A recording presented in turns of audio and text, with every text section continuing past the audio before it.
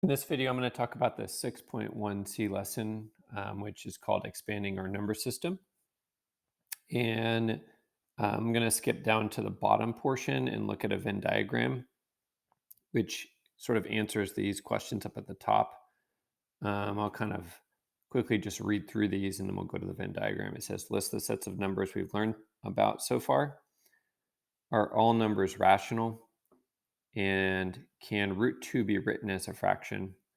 Where the numerator and denominator are integers.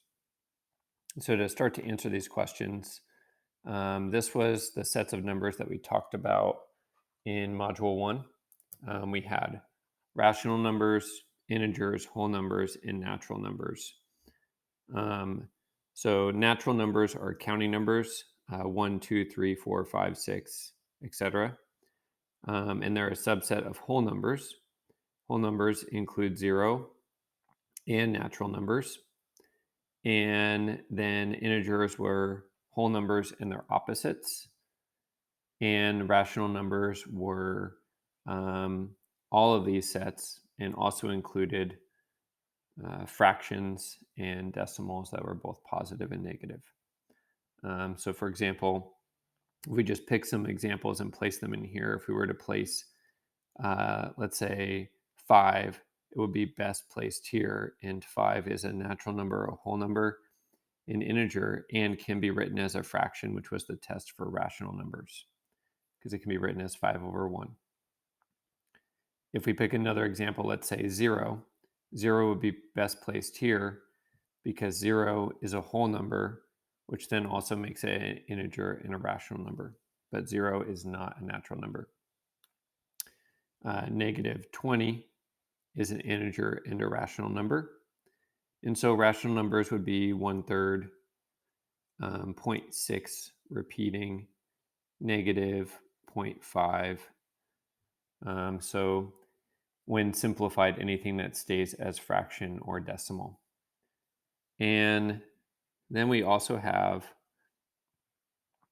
as was hinted in the 6.1a lesson, and as we have studied with volume and circles, numbers that can't be expressed as fractions, such as pi or 2 pi tau. And we'll call these numbers that are not rational and are therefore called irrational numbers. These would also be square roots of non-perfect squares, like the square root of 2. But then if we thought of the example of the square root of 4, the square root of 4 would actually be best placed here because the square root of 4 is 2, and 2 is a natural number. So some square roots, we're not saying all square roots are irrational. Some square roots could fall into some of these other categories. Square root of 3, square root of 15. And so those are irrational. And then all of these are falling under the set of numbers known as real numbers. And there is a symbol for that. It kind of looks like a paragraph symbol. And so real numbers include irrational and rational. And rational includes the other sets that we're familiar with.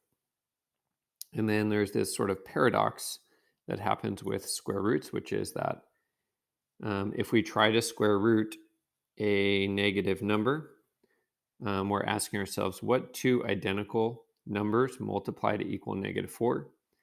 And this is a question that we can't answer because if we have -2 and -2, that equals 4. So that doesn't work. And if we have +2 and +2, that doesn't get us to -4. So that doesn't work. And so we can't have them be identical. And so this falls into a different set, which is known as imaginary or non-real. And so there are other sets of numbers. We're not going to focus on this category. We're just going to say that this category, square root of -9, square root of -2, negatives inside of a square root, sort of pose this issue and therefore are not real and won't be included in the things that we're studying in Module 6.